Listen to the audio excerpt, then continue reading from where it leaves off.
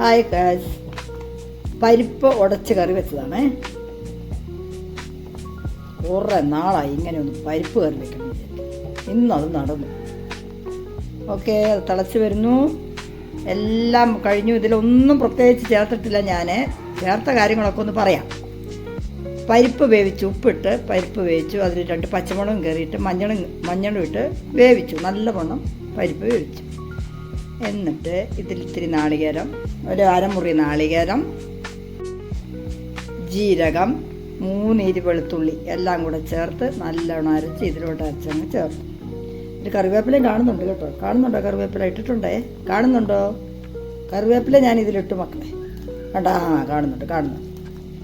എല്ലാം ഇട്ട് ഇതാ തിളച്ച് വന്നു. ഇനി ഇത് കടു വറുക്കണം നമുക്ക്.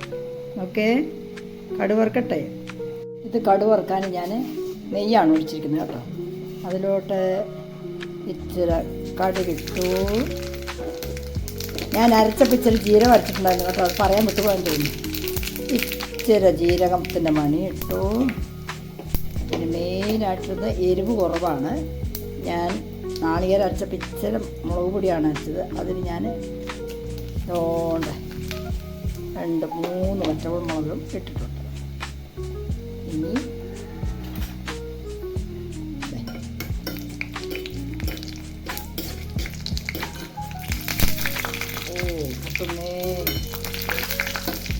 ആയി ഇതിഞ്ഞെടുത്ത് സ്റ്റൗ ഓഫ് ചെയ്യാം. ചാണ സ്റ്റൗ ആണ് കേട്ടോ. സ്റ്റൗ ഓഫ് ചെയ്തു. അങ്ങോട്ട് ഒഴിക്കട്ടെ.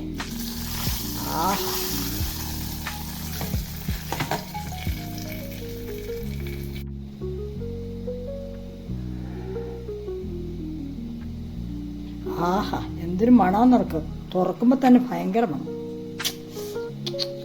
സൂപ്പർ. ഞാൻ വെച്ചോണ്ട് പറയല്ല കേട്ടോ, സൂപ്പർ. നിങ്ങളിങ്ങനെ ഒന്ന് വെച്ച് നോക്കണേ. നിങ്ങളൊക്കെ വെക്കുന്ന കറിയാണ്. സൂപ്പർ.